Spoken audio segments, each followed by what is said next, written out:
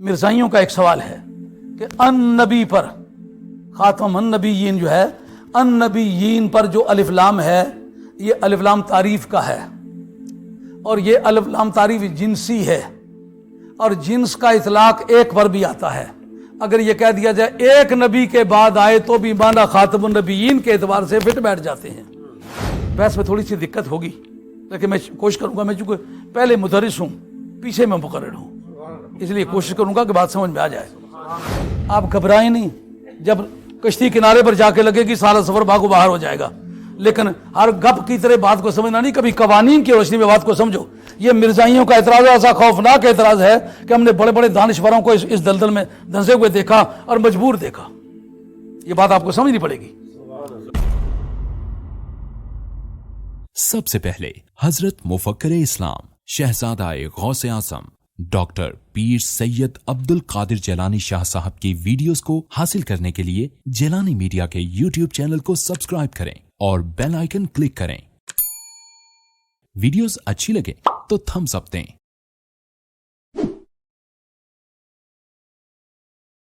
ایک اور مسئلہ ہے، وہ ذرا تھوڑا دقیق سا ہے، لیکن میں عرض کرنے کی جسارت کرتا ہوں، ممکن ہے کہ کسی کے دل دماغ میں بات آ جائے۔ مرزائیوں کا ایک سوال ہے کہ ان نبی پر خاتم النبیین جو ہے، ان نبیین پر جو الف لام ہے یہ الف لام تعریف کا ہے، اور یہ الف لام تعریف جنسی ہے، اور جنس کا اطلاق ایک پر بھی آتا ہے۔ اگر یہ کہہ دیا جائے ایک نبی کے بعد آئے تو بھی مانا خاتم النبیین کے اعتبار سے فٹ بیٹھ جاتے ہیں۔ ہاں جی، سمجھ آئی بات؟ اور اگر آپ اس میں جمع کا اعتبار کریں تو جمع کا اطلاق 3 سے جمع قلت شروع ہو جاتی ہے، اور 10 پر جا کے جمع قلت ختم ہوتی ہے۔ جمع قلت را چہار استبنیہ افعلو افعالو فعلا افعلا، یہ 4 اوزان آپ لگائیں تو یہ 9 تک جمع آپ کو بنے گی۔ اس سے آگے بنانا چاہے تو جمع کثرت بنے گی۔ آگے جمع کی جتنی قسمیں 244 اوزان ہیں جو ہمارے صرفیوں نے نقل کیے ہیں اس پر نہیں جاتا، لیکن وہ کہتے ہیں جمع کا اطلاق کم از کم 3 پر آ سکتا ہے۔ اگر 3 کو تسلیم کر لیا جائے تو جمع کے معنی ادا ہو جاتے ہیں۔ تو آپ نے اگر ان نبیین کے اندر لام کو جنسی مان لیا تو بھی ایک نبی کے بعد سرکار کا آنا مان لے تو اس آیت کا انکار لازم نہیں آتا، اور جمع کے لیے اگر مان لیں بحث میں تھوڑی سی دقت ہوگی، لیکن میں کوشش کروں گا، میں چونکہ پہلے مدرس ہوں، پیچھے میں مقرر ہوں، اس لیے کوشش کروں گا کہ بات سمجھ میں آ جائے۔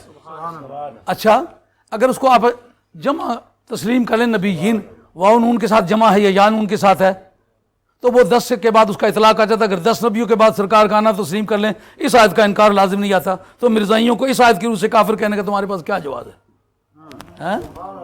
وہ جناب مولوی جناب حرفہ پر جھگڑا بانے، وہ جگہ حرفہ نہ دخل کوئی نہ ویدے جھگڑا کیا بان، حرفہ نہ دخل ہے۔ قصہ اصل میں یہ ہے، جس وقت الف لام تعریف کا کسی کلمے پر آئے گا تو آپ کو پہلے دیکھنا پڑے گا یہ اصلی ہے یا زائدہ۔ اتنی پہلے بات ذہن میں رکھ لیں، اصلی ہے یا زائدہ۔ اگر زائدہ ہوا تو وہ ہمارے مبحث سے خارج ہے۔ زائدہ کس پر ہوگا؟ اکثر و بیشتر وہ علام پر ہوتا ہے، علم پر، جیسا الحسن والحسین، حسن حسین دونوں پہچانے ہوئے ہیں، ان پر ال لانے کی ضرورت نہیں ہے، میں اس تقسیم کلام کے لیے ان کے اول میں الف لام زائدہ لاتے ہیں۔ اب اگر اصلی ہے تو پھر خالی نہ ہوگا، یا وہ اسمی ہوگا یا وہ حرفی ہوگا۔ اسمی ہوگا تو اسم کے معنی دے گا، حرف کے معنی نہیں دے گا۔ وہ کہاں ہوگا کہ یا اس میں فاعل کے اول میں ہوگا یا اس میں مفعول کے اول میں ہوگا۔ کیا معنی دے گا؟ الذین، یا جیسا آگے سیگا بدلتا ہے، اللہ زان، اللہ زینا، الذی، اللتی، اللہ تانے، اللہ تینے وغیرہ وغیرہ۔ لیکن یہ کون کا سا کہلاتا ہے؟ یہ الف لام اسمی کہلاتا ہے، یہ ہمارے مبحث سے خارج ہے۔ اب رہ جاتا ہے لام حرفی اصلی، اس پر گفتگو کرتے ہیں۔ جس وقت آپ کسی کے اول میں وہ لام لگانا چاہتے ہیں، اب پچھلی عبارت ساری ذہن میں حاضر رہے تو اگلی بات سمجھ میں آئے گی، اگر پچھلی آپ بھول جائیں تو پھر اگلی کا فائدہ کچھ نہیں پہنچے گا۔ جو الف لام حرفی ہے آیا ہوا ہے کسی کلمے پر تو وہ خالی نہ ہوگا، یا وہ دلالت کرے گا اپنے مدلول کی حقیقت پر، یا وہ دلالت کرے گا اس کے افراد پر، یا اس کے بعض خاص پر، یا اس کے بار غیر مخصوص پر۔ اگر بعض خاص پر دلالت کرے تو وہ الف لام عید خارجی ہے. ادھر میری طرف دیکھنا پڑے گا. اسے جانو سا زور لاؤ. یہ میری تقریروں کی نقلیں اتارتے تھے کتابوں کو، کہتے یاد کرو تو کہتے آپ کی طرح یاد نہیں ہو سکتی. ہاں جی، یہ بات پہلی بات ہے کہ جس وقت وہ دلالت کرتا ہے کہ کسی بعض مخصوص پر، بعض اور مخصوص، اس کو کہتے ہیں الف لام عید خارجی. جیسا کہ کما ارسلنا الی فرعون رسولا فعصا فرعون الرسولا. یہ الرسولہ کے اول میں جو ال آیا ہوا ہے یہ الف لام عیدی ہے، کیونکہ پہلے اس کا ذکر آ چکا ہے. اس رسول کا ذکر ہے جو فرعون کی طرف بھیجا تھا. اگر غیر معین کی طرف آئے تو بعض غیر مخصوص پر دلالت کرے تو اس کا نام ہوتا ہے الف لام عید ذہنی. اس کا درجہ نکرے کی طرح بنتا ہے. جیسا کہ انی اخاف ان یاکلہ الذئب وانتم عنہ غافلون. مجھے ڈر ہے، آپ گھبرائیں نہیں. جب کشتی کنارے پر جا کے لگے گی سارا سفر بھاگو باہر ہو جائے گا. لیکن ہر گپ کی طرح بات کو سمجھنا نہیں، کبھی قوانین کی روشنی میں بات کو سمجھو. یہ مرزائیوں کا اعتراض ایسا خوفناک اعتراض ہے کہ ہم نے بڑے بڑے دانشوروں کو اس دلدل میں دھنسے ہوئے دیکھا اور مجبور دیکھا. یہ بات آپ کو سمجھنی پڑے گی.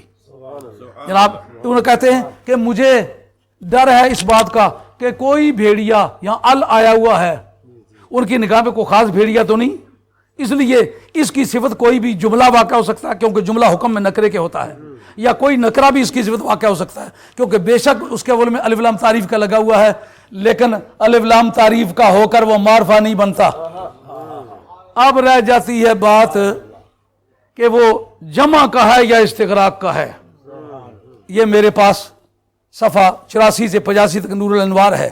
اس کے اندر بحث ہے کہ جس وقت الف لام تعریف کا جمع کے اول اب آئے معنی جمع یہ باطل ہو جاتے ہیں. کیوں؟ کہ جمع کا معنی تو اس کا پہلے ہی موجود ہے. ال نے آ کے کیا کام کیا ہے؟ ہاں سمجھ آئیے بات. کہتے ہیں معنی جمع باطل ہو جاتے ہیں. رہ جاتی ہے بات یہ جنسی یا استغراقی. اگر اس اپنے مدخول کے حقیقت پر دلالت کرے تو جنسی ہے، پر حقیقت پر دلالت کب کرے گا؟ جب اس کی تعریف کرنا ہو. خاتم النبیین کے اندر تو تعارف تو نہیں کرایا نا، معلومہ یہ تعریف کے لیے نہیں آیا. پھر صورت کیا باقی رہ جاتی ہے؟ کہا صرف استغراق کے لیے آئے گا. کیا مطلب نکلے گا؟ نبیوں میں سے ایک کو بھی نکال کے اگر خاتم مانے تو جھوٹے ہو. سب نبیوں کو بیچ میں رکھ کے کہنا پڑے گا سب کا خاتم ہے.